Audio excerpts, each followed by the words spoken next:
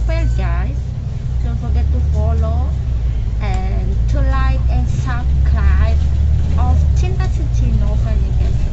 Don't forget to watching. Salam from Hong Kong, guys. Papa menggelengkan kepalanya. Andai saja kau pun bisa menceritakan kisah para nabi seperti saat kau menceritakan novel itu, pasti Papa senang mendengarnya. Aku hanya dapat menundukkan malu saat itu. Semua novelmu, ponselmu, dan modemmu Papa simpan. Ya sayang, aku merenggu tidak terima. Hukumannya terlalu berlebihan, tetapi aku tidak berani protes.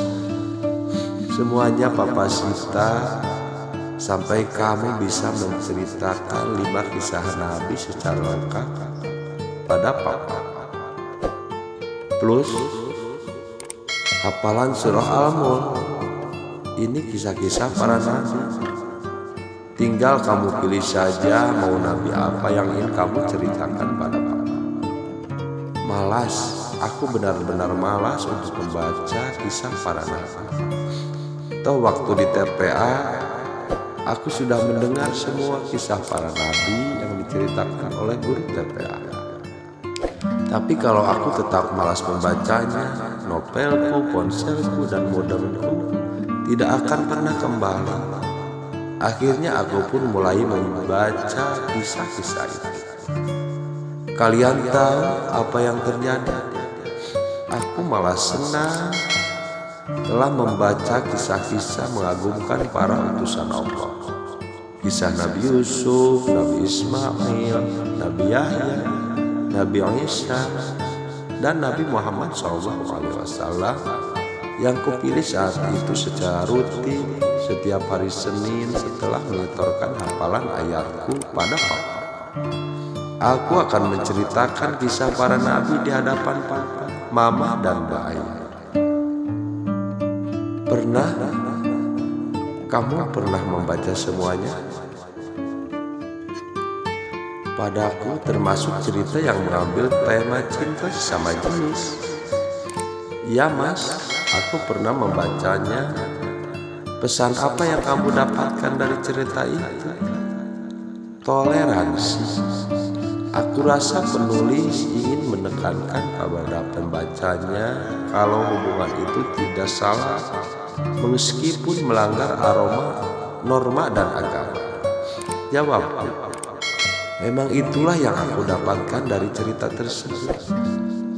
Cerita tentang hubungan antara 2 sahabat yang saling ketergantungan itu pernah aku baca saat duduk di kelas 3 SMA.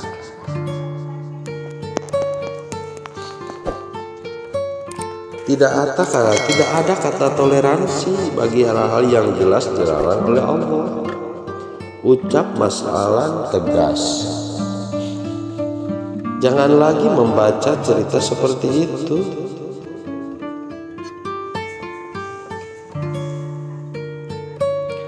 Aku mengangguk patuh.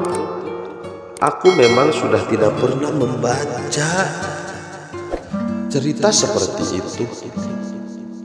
Sebagus apapun jalan ceritanya, seindah apapun kalimat yang terdapat di dalamnya, aku tidak akan lagi membacanya.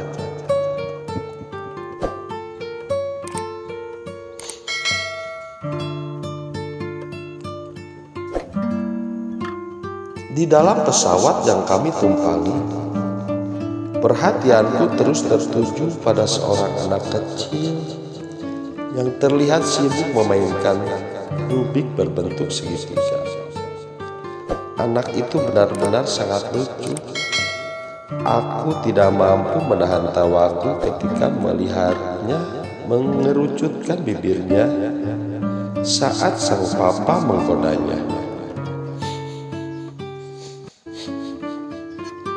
Apa sih yang sedari tadi kamu perhatikan? Tama Mas tanya Mas Alan.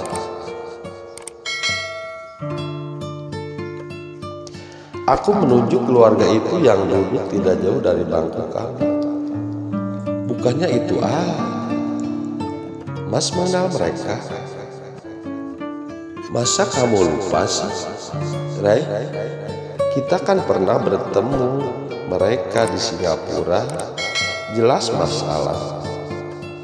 Itu Mas Alka sama Mbak Alin ya Mas? Tanyaku memastikan.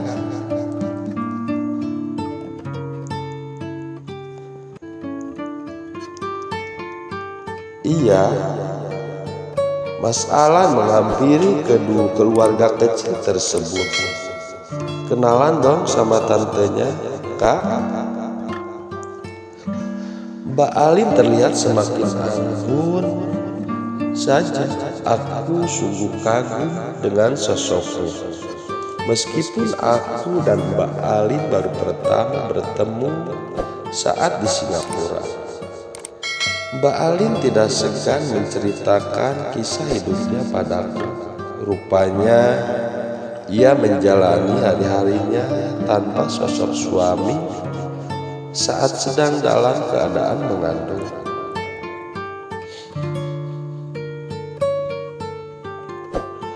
Kalau aku berada pada posisinya, kurasa aku tidak akan dapat setangguh dia.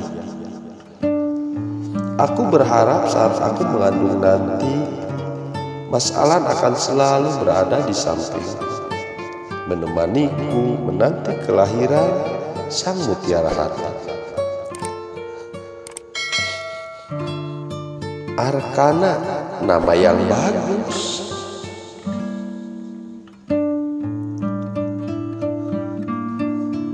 Panggil saja kakak, biar cepet jadi kakak beneran. Ucapnya polos, membuat aku dan Mas Alan tertawa.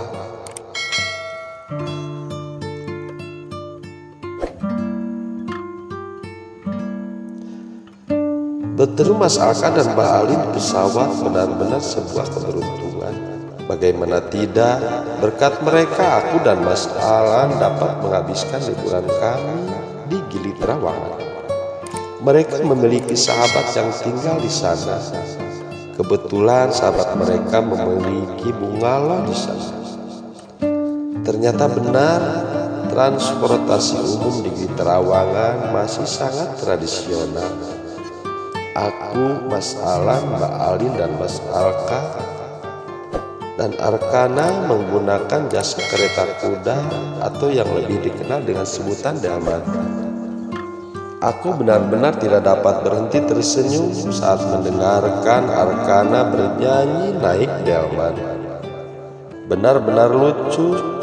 Saking lucunya dia, aku sampai tidak sadar telah mencubit pipi gembulnya hingga membuatnya menangis.